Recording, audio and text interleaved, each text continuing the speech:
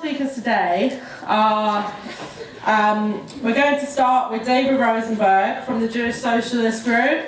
Obviously a stalwart anti-racist, but unfortunately cannot make it in person today. But he has recorded a video for us that we're going to play for everyone to hear.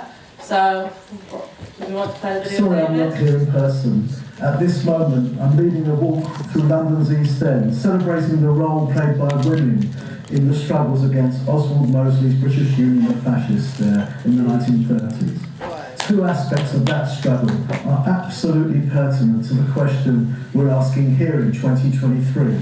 How do we stop the rise of the far right? One is developing a spirit of defiance, like Joyce Rosenthal, 12 years old, who stood with her best friend, same age, in a mass blockade that defied mounted police and helped stop Mosley's fascists from invading the East End.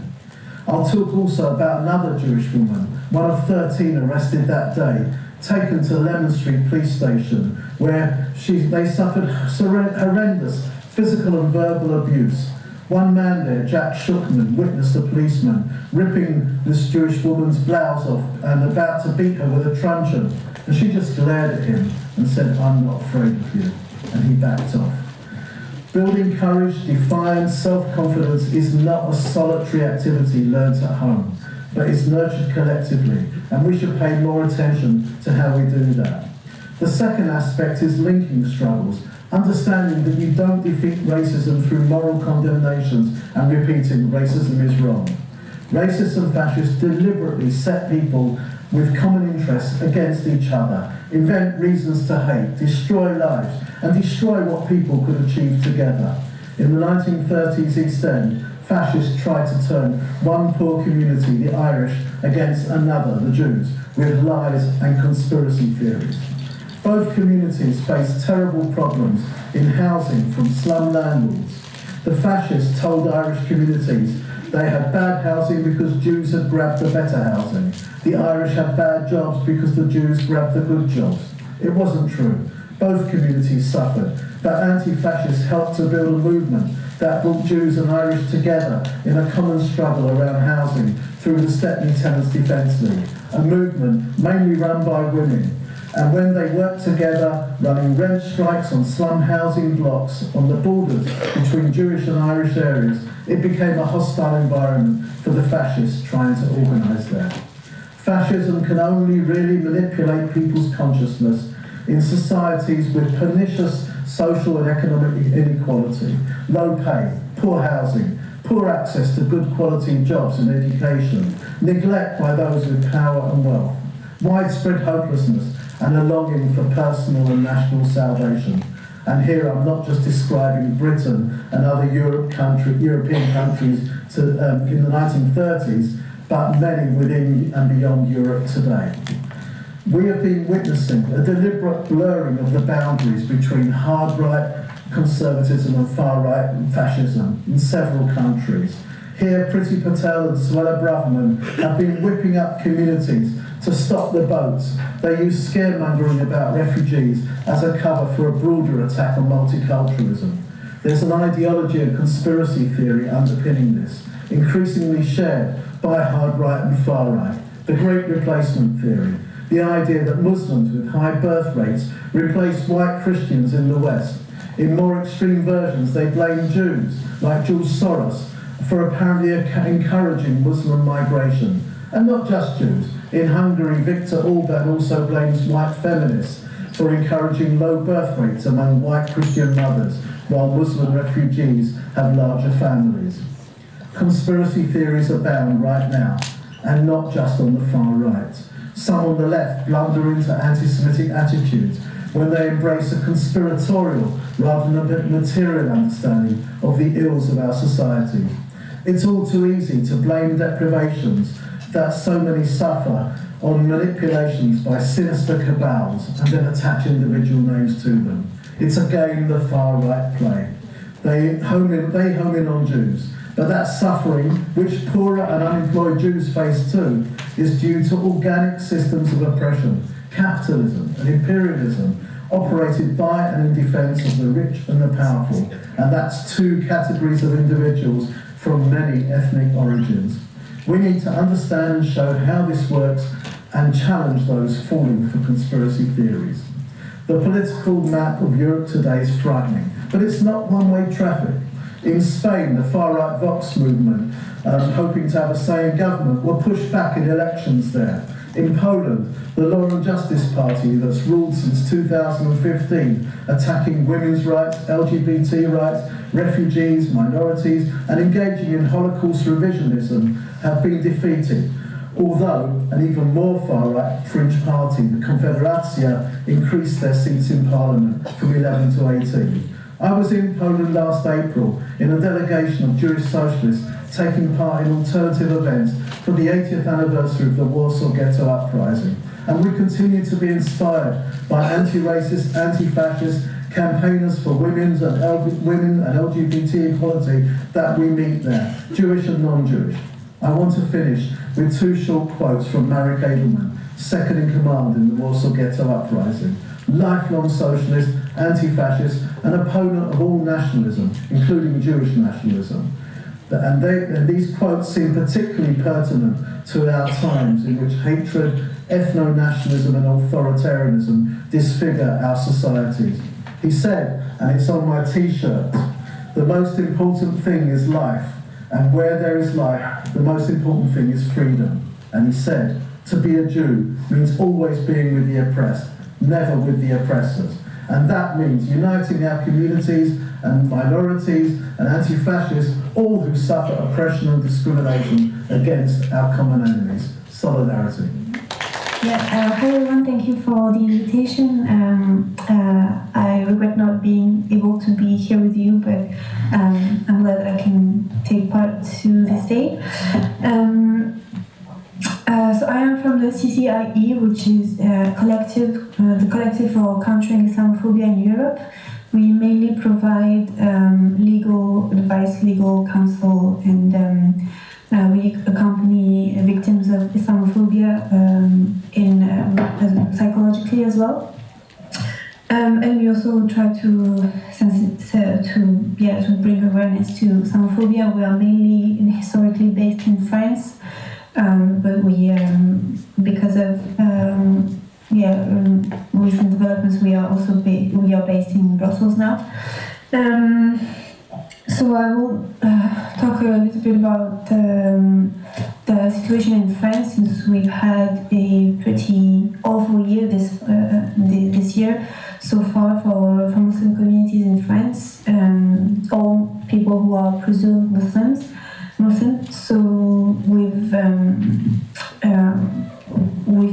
seen this year the criminalization of young women, school girls going to school with long skirts and long dress, and it's been the moment for strong rhetoric about Islamization of the country and so on. And so it was already heavy this year, and we've had the attack on the school teacher the 13th of October. And what followed from that was, as well as, with the context in Palestine, the criminalization of the support for Palestine in France and in schools in particular. So there is a heightened level of repression, of criminalization. And the most worrying thing, I think, aside from the violence of it, is also the fact that it concerns people from a very young age, and people who are younger and younger. So there is, for example, in schools, a very strong scrutiny towards Muslim children and their views and their level of dangerosity and their ideas on political subjects. And so we've had reports at the CCIE, because we collect incidents of Islamophobia. We've had incidents that are really gut-wrenching. And when we think of the far right and what it the level of which it has seeped into society. It's also on the rhetoric of how we perceive Muslim people and how we perceive young Muslim people as inherently dangerous and inherently to be controlled and to be scrutinized. Just to give a small idea of what we are dealing with, we've had, for example, this week we've had a child who is deaf and mute, who has been traumatized because his aunt has suffered from a very traumatizing event. She was dismembered and so on. And we've had in schools there was an homage to Samuel Paty, who was killed. He's a history teacher who was killed 3 years ago, who was decapitated, and the child who was deaf and mute, the parents warned the teacher that he was traumatized and was not great to talk about the decapitation of Samuel Paty, even though an homage was planned. And following that, the homage was still. It's a class of 5 people, and they still decided to do the homage and to talk about decapitation in sign language. And afterwards, one of the school staff reported that the child made a sign of decapitation, and the police came to take the child, who is 10 and who is deaf and mute and handicapped and traumatized. And because he's Muslim and perceived Muslim, and so it was perceived dangerous in spite of his handicap, in spite of his age, and with no regards to what he lived. So there is a level of dehumanization, because it's not just one school teacher, and no one stopped it, and it went to the police being involved and to his school years being threatened, and he has to look for another school and so on. So I just wanted to give you this example to give you an idea of what's going on in France, and how no matter how vulnerable you are, you're not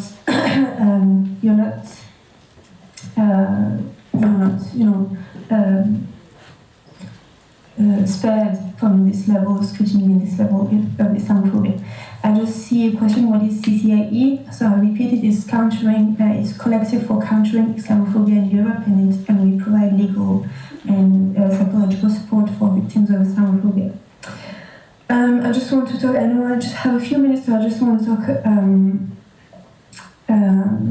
about a recent development after the Hamas attacks on the 7th of October. So there is an attempt, surprisingly or not, that is working from the far right to show themselves as champions of the fight against anti-Semitism, and to target and to point out Muslim people as the main problem as far as anti-Semitism is concerned. So we have no anti-Semitism problem except for Muslim people in France, and they are the people who are targeted for that, and their support for Palestine is seen as a sign of anti-Semitism rather than a sign of solidarity for the suffering of the Palestinian people. So, as a not so unexpected turn of events, the far right has managed to show themselves as the fighters of anti-Semitism and in solidarity with the Jewish people. So I would say I have 1 minute left. I just want one thing that I want to say to how to fight back, how to fight the rise of the far right. I think the priorities would to fight back on the idea that the Muslim people, especially from a young age, can be such a threat, and we have to cultivate empathy and solidarity towards Muslim people who are presumed as such. And we have to fight back on the idea that the far right has any right to claim the fight against anti-Semitism, especially in the detriment of Muslim people. And that's just not the reality in France, that only Muslim people are anti-Semitic. And I just want to conclude on to say that the psychosocial effects of all this, all these restrictions are very worrying, and we have a responsibility to counter that every chance that we have. And I think I am out of time, so thank you for your attention, and I hope we can talk a little bit afterwards. Thank you.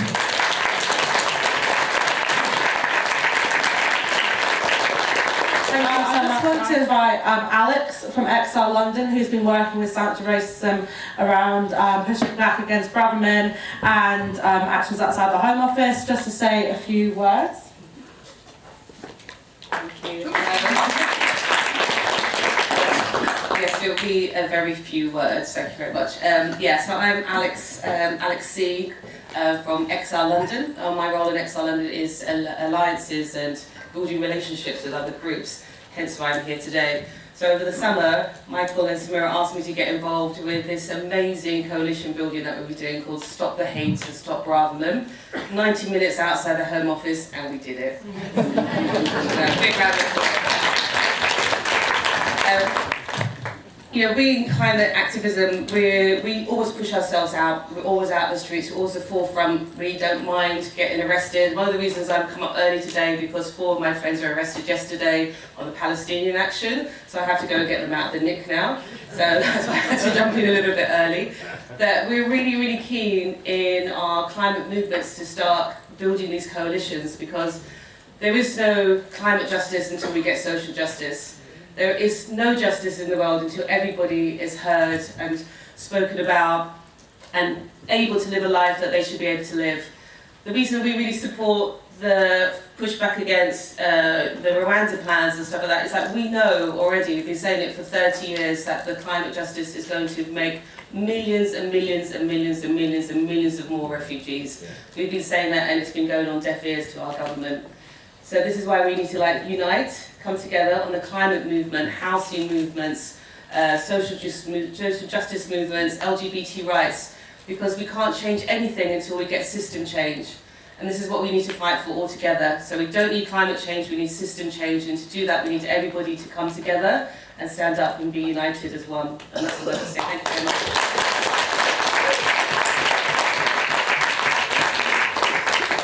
Yeah, thank you so much, Alex. So our final speaker on the panel before we go into discussion will be Michael Bradley. Someone who probably needs no introduction, but Michael Bradley is the Anti-Racism National Organiser. There used to be a cordon against the far-right and fascist groups. People wouldn't go into electoral alliances with them. They wouldn't speak on platforms with them and stuff and the rest of it. That really has broken down. In the speeches comrades have raised, they talked about Braverman, right stuff. What does Braverman represent? She represented the cutting edge. Somebody both in the States, at the National Conservative Party conference and at the Tory Party conference, openly echoes the ideas of the Great Replacement period. So as people said, what's this saying? It's saying that migrants, refugees, Muslims, and in the background by the rest of it, Jews, right stuff, are actually trying to replace Western culture. Right stuff around it. At the conference that Braverman spoke to, the National Conservative Conference, they were using the phrases of cultural Marxism. All the old tropes that are used by all the old tropes that were used by the far right. But if it was just Braverman, it wouldn't seem to be as bad. But Sunak is the one that led up the stuff over the cenotaph. And not only that, what is the Stop the Boats campaign all about? We know what the Stop the Boats campaign is all about. It's about opening the door to the far right and to populist mobilisations against refugees. And it's not just refugees, is it? Because it's Muslim community or the enemy within. And it's also, by the way, other inverted commas woke targets. When they attack trans rights, when they attack LGBT plus communities, that's why you've got the protests happening at these events and the rest of it. And what you've really got is a situation not just in Britain, but internationally, when the rhetoric of the mainstream, exactly what the comrade was just explaining from France, when Macron and other people use this language against the Muslim community, it opens the door to the far right. Not on a small scale, but on a massive scale. Just look at it, you can go through the list of what's going on at the minute in Europe.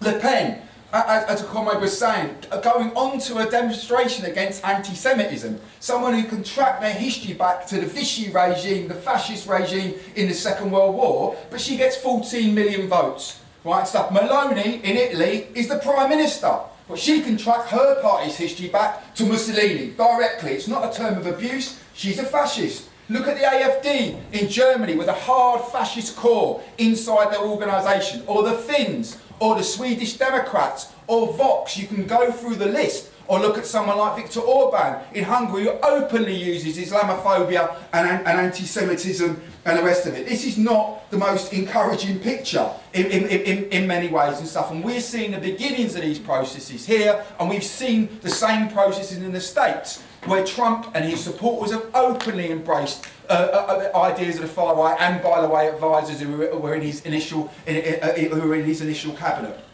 Two extra things to say, really. One is, quite often people say, well, you talk about fascists, but these people aren't fascists. They don't look like Hitler. They don't look like Mussolini. Actually, some of the fascists I'll try and go on to do look a bit like Hitler. Anybody who's ever seen Alec Yerbury, right? Stuff, but they're doing different things. They're in Parliament and the rest of it. Actually, what they're trying to do is to detoxify a very toxic brand, fascism. Right, stuff. They're trying to detoxify that, but by using different methods. But they try to use the state and their access to the state and to the electorate and the rest of it to add to the authoritarian nature of what's going on, and open the door up for street mobilisations against migrants, against the left, and against trade unions and the rest of it. And we've got to remember this. It's not just racism that comes from far right groups and fascist groups want to promote. They want to smash the left. They want to smash democracy alongside the idea of racism and targeting refugees, migrants and other communities. So I want to try to look really just quickly about what's happening in Britain. See, in some ways, the picture in Britain is good. Right, stuff. We've got a plethora of small fascist organisations: Patriotic Alternative, the Homeland Party, Britain First, the National Support Detachment, right, and stuff. And obviously, the top of the tree, but not what he once was, Tommy Robinson. And at the minute, these groups are divided, they're splintered, and they're small. But why are they so active at the moment? I'll tell you why they're so active at the minute: because they look at Europe and they listen to the crap that's coming out from the government, and every day they think, our day is coming. Our day's coming. Keep it up. Try to build networks and the rest of it, and we'll be able, and in that situation, we'll be able to break through. See, the thing is, this country is not immune from fascist movements, right? Stuff. All of us have kind of grown up on the Battle of Cable Street in the 1930s, right? And the unity, the amazing unity that was talked about by David there and stuff over it. That was because there was a mass fascist movement in Britain. In the 1970s, the National Front put hundreds of thousands on the streets. In the 80s and 90s, the British National Party, by the way, up until the 2000s, a fascist organisation, had 2 members of the European Parliament. The English Defence Leagues around Tommy Robinson and the rest of it were a real threat. What's the difference about Britain to other countries? Now, normally, what's different about Britain to other countries is they're wonderful places to go on holiday, and this is a shithole, right? No offence to anybody, right?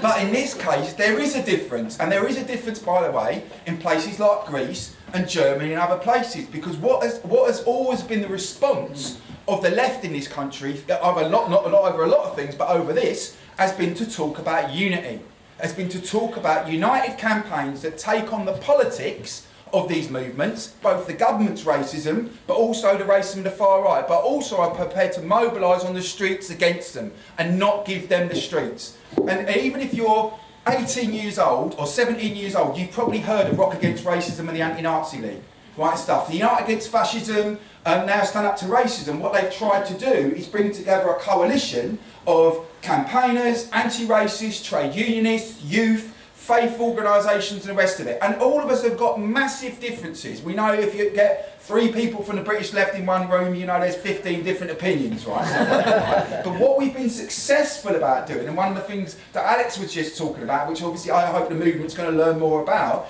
is we know what we're against in this situation. We're against the scapegoating of refugees, migrants, the Muslim community, we're against anti-Semitism, we're against forms of racism, and we don't believe the far right should be able to take the streets. Now, last bit of all of that stuff, this stuff might all sound wonderful, but it's not uncontested.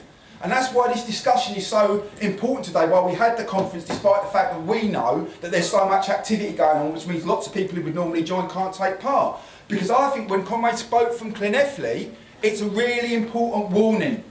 Because one is that the far right have went from the margins of the situation to the centre. Why was that? Because of course the people at the top say refugees are the problem. Refugees are the problem. You live in a burnt out working class community, they're the problem. Well, that's true, right? Stuff about it. But what was the argument on the ground? The argument on the ground was if you talk about racism, if you overtly mobilise against racism, right, you are part of the problem. You are accentuating the political problem. Right, stuff over it. Personally, I think that what that meant was they were able to gain more and more and more confidence to the point where people know the story, but they attempted to firebomb the hotel where refugees were being held and smashed up the local Labour Party offices. That's when the government said the refugees weren't coming.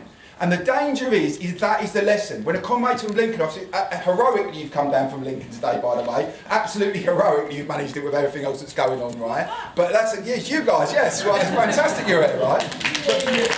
But when they talk about this, when they talk about the camp at Scampton, there are now 2 fascist camps at Scampton. And what do they want to do? They want to do a Llanelli.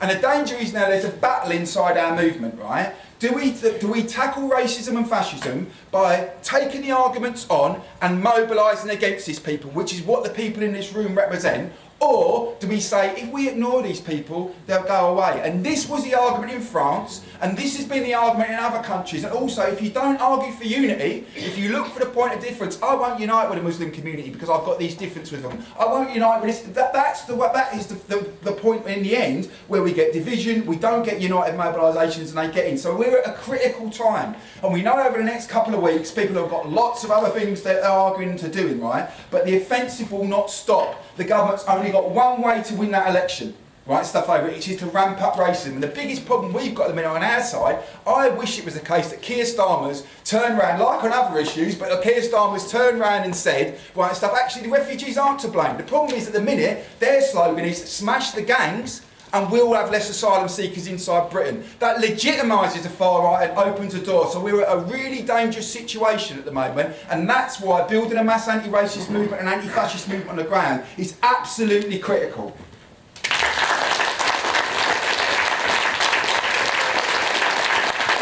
Thank you so much, Michael, and to our panel. We'll be hearing from them again at the end of the discussion. So now we're moving into discussion. How this is going to work, if people want to stick up their hands either in the room or on Zoom, I'll try and call on people. We're going to give everyone 3 minutes to speak, just so we can hopefully get in a good range of contributions. I'll tell you when you've got a minute left, and I'll tell you when to sum up. We're going to go to our first contribution on Zoom. What we've been doing in South East London to confront a new-ish far-right group called Turning Point UK. And they, I mean, Michael and others have spoken about the fact that it's not just racism and Islamophobia and anti-migrant mobilisations that the far right and the fascists are building from. They look for any opportunity given to them by the Tories. And in our case down in South East London, it's an attack on trans rights and it's an attack on the LGBTQ plus community. Basically, if you don't know about it, there was a pub that was hosting these really lovely, family-friendly drag queen storytelling events. You know, really wonderful, and was getting lots of families involved.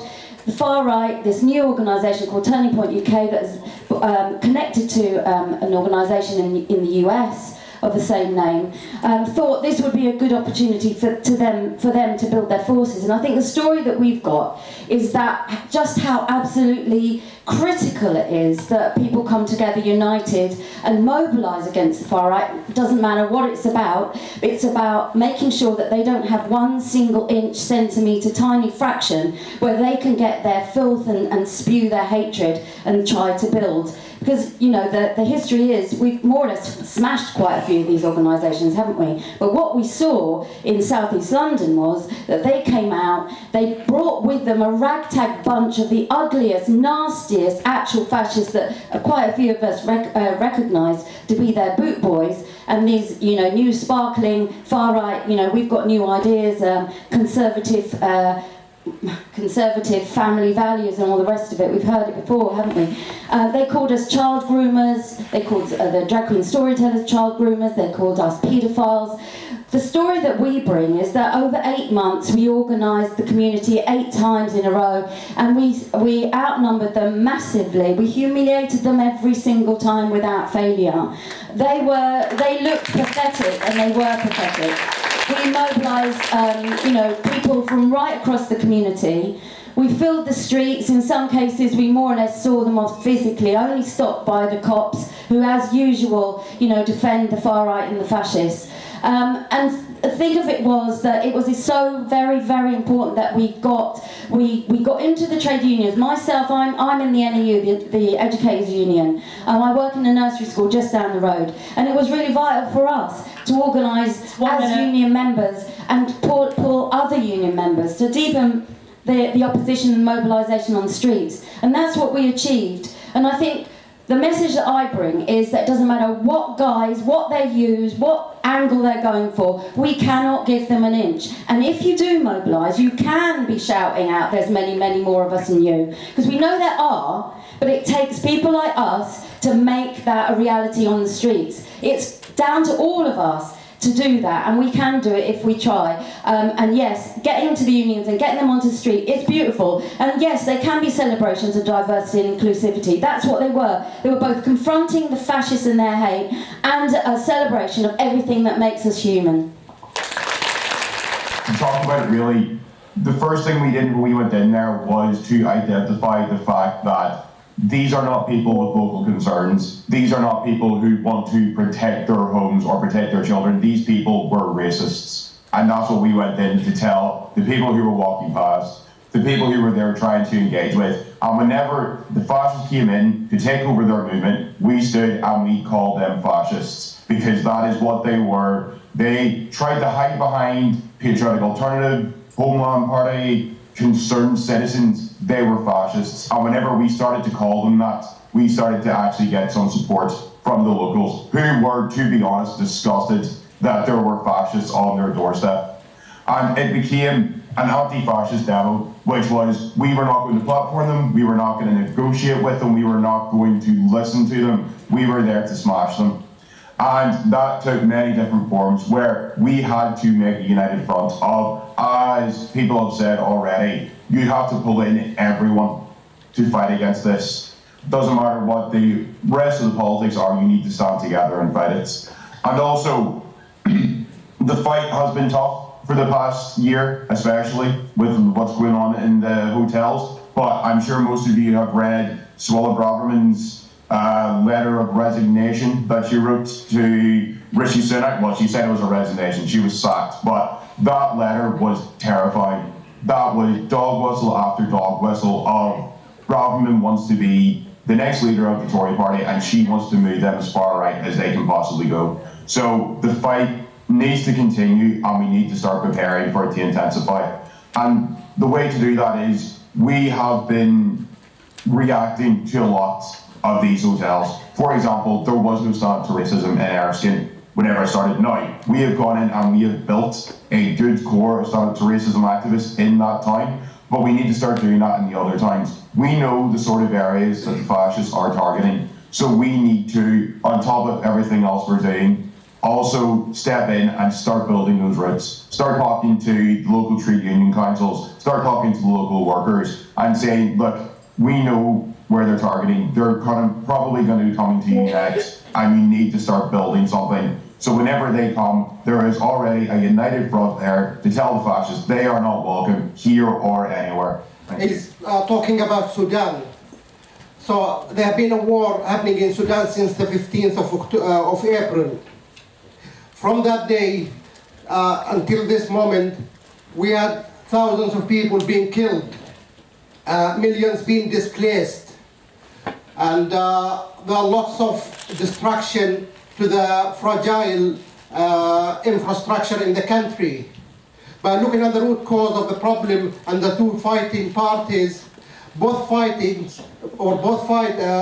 parties were and are still under help and support from the United Kingdom government. The British government been helping them. A few months ago, they were in support, in direct support, and were supported directly by the British government. And then at that moment, from the back of the revolution, they were fighting together. They had a split between themselves, and then from the result of that, the war started and they're fighting now, and the people are paying the price. The revolution in Sudan still continues, still going on, and is going to win. But the main problem here, there's a fight in Sudan, a war in Sudan, there's a war in Libya, there's a war in Syria, there's a war in Iraq, there's a war in Somalia, there are lots of wars. Every single war we go to, we find the British government involved there. And those the same refugees are coming here, and the government is playing the game that's scapegoating them to shift the blame from or for the country's chronic problems onto those refugees and migrants. So the problem and the main core of this whole thing, everything is happening, is the enemy is at home. And we need to fight that enemy. In this establishment here, you find racism is used by the government. You find the capitalism, imperialism is in every single corner of this establishment. What's happening in Palestine and the movement of hundreds of thousands of people around the country, that's a good sign that we're doing the right thing. But we need to use that momentum, do more organizations in schools, in universities, in our own unions. We need to unite, we need to work together, we need to work with stand up to racism amongst our own communities, regardless of gender, regardless of religion, regardless of any differences between us. We're all together, and we're going to fight together, and we're going to win to change the system. Because Suella Braverman is gone, that's not end of it. It's us need to continue the fight. Thank you. Sorry, my name's Sajid Iqbal. I just wanted to talk about the threat of the far right, and it is a minority, but it's very, very dangerous. And I'm going to give you a bit of an outline of my own personal experience. And just for clarity, I don't feel embarrassed to share this with the audience, because I think stories like mine and many, many others are really important to share with a wider audience. Growing up in East London, which was very where the British National Party headquarters were, which was in East London. Later, we know them as EDL and Britain's First. I will never forget that moment where there were 2 family homes in my local area that were firebombed, and their homes were firebombed and they died while they were killed while they slept. And being a child and not being allowed to go out to play because the threat of abuse was so great that, you know, the terminology of using the P word, which I won't use today, used to petrify us as children. And also when my uncles came to the country in the 1970s, they were also in hospital. One of them was hospitalized with internal bleeding.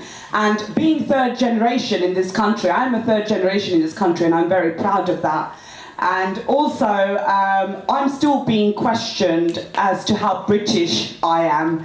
And also, you know, the likes of Corella and any other leader that wants to come forward. And these people do not represent us. We are a majority, and we will stand as a majority, and we are united more than ever. And it's such a good feeling, and I'm sure everyone here has that feeling of unity, peace, harmony, equality. We won't let these people divide us. That will never happen. Thank you. True. The local newspaper was actually quite hostile towards the refugees, saying that, you know, they took the line the hotel is being taken off people, etc. So we didn't have there wasn't a lot of support, but they were holding these demonstrations outside the hostel, a local group who said they weren't fascists, etc. And we were doing opposing demonstrations. It was largely built in Chichester by members of the Green Party and environmental activists. And it kind of built and built and built to the extent that we actually started occupying the spot outside the hotel and getting down there early and outnumbering them. And then it started changing. I think constantly going down there and confronting them actually tore away the periphery, because there were quite a lot of young women going down there, going and screaming about their children were at risk because they said all the refugees were child abusers, etc., etc. This is standard stuff of fascists. And the interesting thing was that they actually said, we're not fascists, and when Patriotic Alternative arrived, they said, we're not standing with Patriotic Alternative. They stopped that pretense now. Patriotic Alternative are down there every week. And I think that there are certain problems, because we have been outnumbering. The media's attitude has changed. There's been a lot of work done in the community in Chichester, getting things like collections for toys at the local cathedral, etc. And we even had on the cathedral website, they actually publicised our demonstration, which was actually very, very important. So all these things have been going on. But at the moment, there's a pull over human resources. And there are demonstrations taking place in London, and people can't be on two demos at the same time. So it's quite clear that we need to actually build it a bit more with a trade union movement in Chichester and have some sort of a public meeting. But I think there's a real urgency at the moment, because what actually happened in London with the 2,000 Nazis outside the cenotaph is actually very, very worrying. And I think this election is going to be the nastiest election we have ever seen, because they can't stand on their record. All they can do is racism and culture wars. So it's going to be anti-trans, anti-black, anti-Muslim, etc. So we really do need to actually start rebuilding the anti-fascist movement, because with people like Braverman and Rishi, they're actually feeding into this. Braverman got 2,000 people outside the cenotaph, not Tommy Robinson.